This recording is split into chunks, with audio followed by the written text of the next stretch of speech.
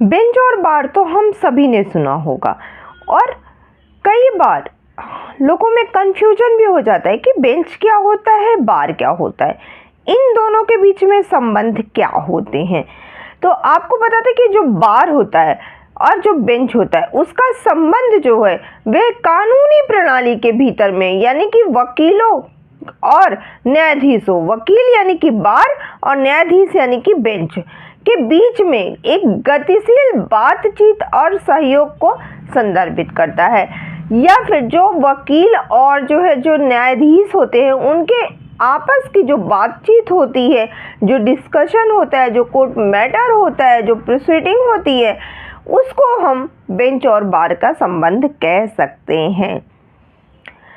ये जो संबंध होता है ये न्यायालय प्रशासन के लिए तो मौलिक होता है। और वकील क्या होता है, वकील अपने अदालत में क्या करता है कि वह अपने ग्राहक की तरफ से अपने ग्राहक के हित को जो है प्रतिनिधित्व करता है, वो अपने ग्राहक की तरफ से जाता है। और न्यायाधीश क्या होते हैं, वो कानून के आधार पर निर्णय करते हैं। तो ये जो है बार और बेंच में रिलेशनशिप होता है, अगर हम छोटे जो है स्तर पे बात करें तो। अब बेंच का मतलब क्या होता है, कई बार लोग कहते हैं बेंच इन लॉ। बेंच का मतलब क्या होता है, तो बेंच एक ऐसी कानूनी अदालत है, या हम कह सकते हैं कि ऐसा स्थान, जो स्थान होता है जहाँ पर न्यायाधीश और जज जो है जिस अदालत में बैठते हैं उसको अगर हम बात करते हैं उसको बेंच कहते हैं। और बेंच की मतलब तो जहाँ पर जज बैठते हैं वह हो गया बेंच। अब बेंचिंग तब होती है जब आप किसी व्यक्ति के साथ में अगर आप उससे बातचीत कर रहे हैं, आप उसकी इच्छा क्षमता की बात कर रहे हैं, तो वह बेंचिंग कहलाती है। अब बेंच शब्द आया कहाँ से आपको बता दो, तो बेंच जो शब्द है यह अंग्रेजी से बेंच यानी कि बेंच, बाइक, या फिर अगर पुरानी अंग्रेजी से बात करें तो बन शब्द है, बेन शब्द से बेंच आया हुआ है। जर्मनी में इसको बैंक की भी बोलते हैं। तो ये कहीं ना कहीं से इंडो यूरोपीय शब्द जो बाईजी था उससे बन करके मध्य इंग्लिश की बात करें तो वह बेंच बना है।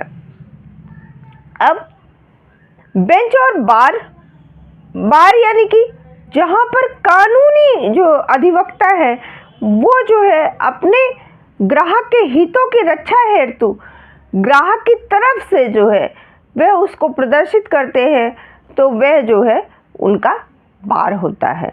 यानी कि बार एक बेंच और बार में अगर हम बात करें तो एक कानूनी जो है वह संबंध स्थापित होता है। और ये जो बेंच और बार का जो रिश्ता है, अगर हम रिश्ते की बात करें कि बेंच और बार का रिश्ता है, ये शरीर और खून के रिश्ते जैसा है। भाई शरीर में ब्लड नहीं होगा तो क्या यह शरीर काम करेगा? वही रिश्ता बेंच और बार का है। बिना बार के बेंच नहीं हो सकता है। अगर कहीं हम बात करें तो आजकल बेंच और बार में काफ़ी जो है वह खटासता भी आ रही है। कई बार कई अधिवक्ता बेंच और बार में लड़ाई कर लेते हैं। कई बार ऐसा होता है कि बहुत मधुर संबंध हो जाता है। तो इसको कई बार सुप्रीम कोर्ट ने भी कहा है कि अदालतों की जो बेहतर स्थिति है उसके लिए ये ज़रूरी है कि जो बेंच है, जो बार है, वे साथ में रह करके और जो अपनी प्रक्रिया है, वफादारी है, उसको साथ में निभाएं। बेंच को अगर हम बात करें तो बेंच एकल पीठ हो सकती है, खंड पीठ हो सकती है, पूर्ण पीठ हो सकती है, संविधान पीठ हो सकती है, या फिर बृहत पीठ में भी उसको हम वर्गीकृत कर सकते हैं। और जो बार और बेंच का जो संबंध होता है वह जो है एक जो उसकी आधारशिला की अगर हम बात करें तो वह सद्व्यवहार पर आधारित होती है, एक दूसरे के सम्मान पर आधारित होती है, परस्पर सहयोग पर आधारित होती है और मृदु भाषा पे आधारित होती है। न्यायाधीश और अधिवक्ता दोनों ही न्याय आधारित हैं। तो बार और बेंच के सदस्यों को हमेशा ये बात ध्यान में रखना चाहिए कि जो उनका अस्तित्व है वह क्या है, मुवक्किल जो है उनके न्याय पर निर्भर करता है। तो बार और बेंच दोनों को कानून के प्रति वफादारी निभानी चाहिए, बार को भी और बेंच को भी, दोनों को जो है वह कानून के प्रति जो है वफादार होना चाहिए। अब ये तो हो गया कि बार क्या होता है, बेंच क्या होता है। बार का मतलब हम आपको अच्छे से समझाते तो बार का मतलब केवल कोर्ट रूम से है। वह कोर्ट रूम वह एक खास हिस्सा जहां पर वकील बैठते हैं, आप उसको बार बोल सकते हैं। और बेंच का मतलब होता है कि जहां पर न्यायाधीश जो है वहां बैठते हैं, तो वो बेंच हो गया। परंतु अगर हम रिलेशनशिप की बात करते हैं बार और बेंच की, तो यहाँ पर रिलेशनशिप का मतलब ये हो गया कि जब अधिवक्ता कोर्ट रूम में जाता है, न्यायाधीश के पास में जाता है, अदालत में जाता है, और वहाँ पर जो अधिवक्ता होता है वह न्यायाधीश से अपने ग्राहक के प्रति जो है,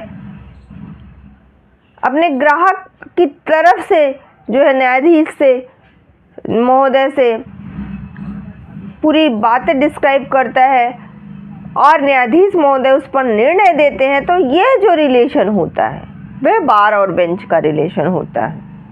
यहाँ पर बार और बेंच का रिलेशन केवल एक अधिवक्ता और न्यायाधीश के बीच का नहीं है, अपितु न्याय मांगने वाले और न्याय देने वाले के बीच का है। यानी कि इसमें जो है वह निष्पक्षता होनी चाहिए, न्याय में निष्पक्षता होनी चाहिए, यानी कि जिसको भी न्याय मिल रहा है उसको निष्पक्ष रूप से मिलना चाहिए। अब ये तो बात हो गई कि बार और बेंच में क्या रिलेशनशिप होता है। कई बार लोगों को नहीं समझ में आता है कि बार और बेंच में अंतर क्या होता है। तो आपको बता दें कि जो बार है और जो बेंच है,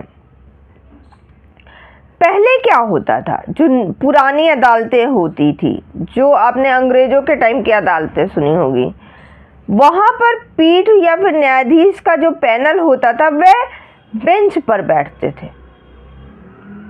भाई पहले लकड़ी की बेंच होती थी, उस पर लोग बैठते थे। तो इसीलिए जो इसका नाम पड़ गया वह बेंच पड़ गया। और बार वह है जो एक पर्यवेक्षक को अदालत के अधिकारियों से जो है अलग करता है। यदि आपको बार में बुलाया जा रहा है, इसका मतलब है कि अदालत बार में, यानी कि वो स्थान जहां पर कई लोग बैठ सकें और आपकी बातों को सुन सकें, आपकी बातों का निष्पक्ष न्याय कर सकें।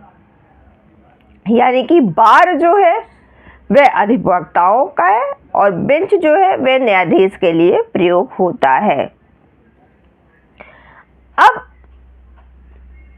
क्योंकि हाई कोर्ट की बात करें तो मान लीजिए कि वहां पर एक सीट है, तो वह एक बेंच हो गया।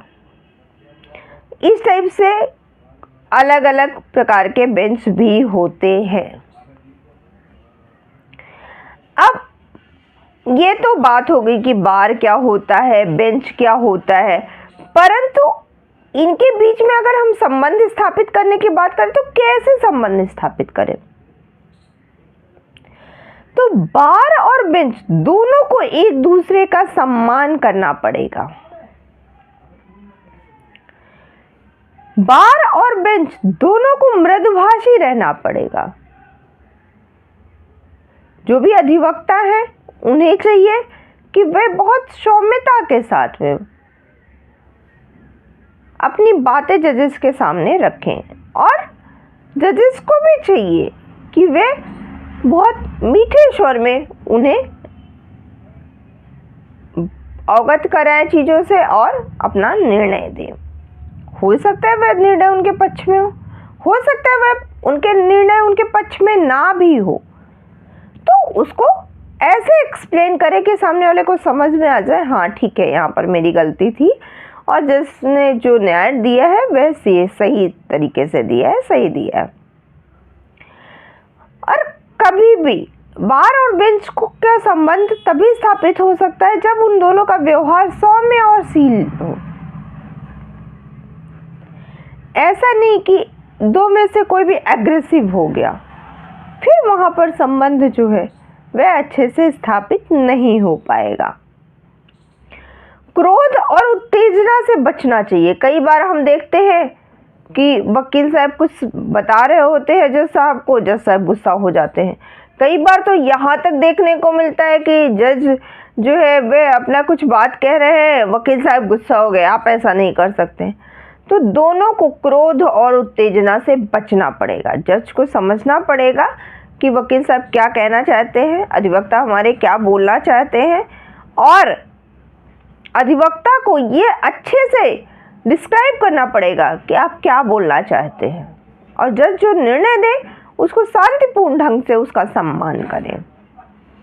एक दूसरे की निंदा नहीं करनी है, आलोचना नहीं करनी है, टीका टिप्पणी नहीं करनी है, तभी जो है संबंध स्थापित हो पाएगा। और जो बार और बेंच का जो संबंध है वह कोर्ट रूम तक है। आप किसी के निजी जीवन में मत जाइए कि वो न्यायाधीश जी ने आपका निर्णय जो है आपके विपक्ष में सुना दिया तो आप उनके निजी जीवन को जो है बीच में लेके आ गए कोर्ट रूम में, या फिर न्यायाधीश महोदय जो है किसी केस की प्रोसीडिंग कर रहे हैं और वहाँ पर वकील जी से उनका थोड़ा बहुत नहीं बनती है तो उन्होंने वकील जी को कह दिया, अरे हम तो आपको जानते हैं, आप तो हर केस हार जाते हैं।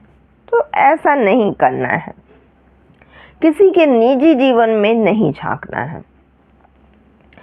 इसके अलावा क्योंकि न्यायाधीश हो या फिर अधिवक्ता हो, बार हो या बेंच हो, दोनों को एक साथ मिलकर ही काम करना है। तो जो उनका सुख दुख है उसमें सहभागी बने, भेदभाव नहीं करे। ये हमारे जान पहचान के अधिवक्ता हैं, ये जो है बाहर के अधिवक्ता हैं, नहीं। आपका काम है निर्णय देना, आप सबको बराबर निर्णय दीजिए। अधिवक्ता को भी चाहिए कि वे जब भी जो है जाएं बेंच के पास तो इन भेदभाव से दूर रहें। ये हमारे जान पहचान के हैं, ये हमारे मुवक्किल जान पहचान के हैं, इनको ज़्यादा जल्दी निर्णय दे दीजिए। या फिर जो है ये वकील खुद वकील है, अपना केस लेके गए हैं, फटाफट उनका निपटारा हो गया, ऐसा नहीं है। जो कोर्ट प्रोसीडिंग है वैसे ही काम करना है। अनावश्यक रूप से विद्वता का परिचय ना दे। बार और बेंच के रिलेशनशिप में ये बहुत ही आवश्यक है। कभी कभी आपसे जितना पूछा जाए बस उतना ही आप बताएं। आपने नॉर्मल में भी सुना होगा, अधिकता हर जगह जायज़ नहीं होती है। तो कहीं भी अधिक ज्ञान कोई एक्सेप्ट नहीं करता है। तो जितनी विद्वता के परिचय आपको ज़रूरत है बस उतना ही दीजिए, बहुत ज़्यादा जो है ज्ञान का परिचय ना दीजिए।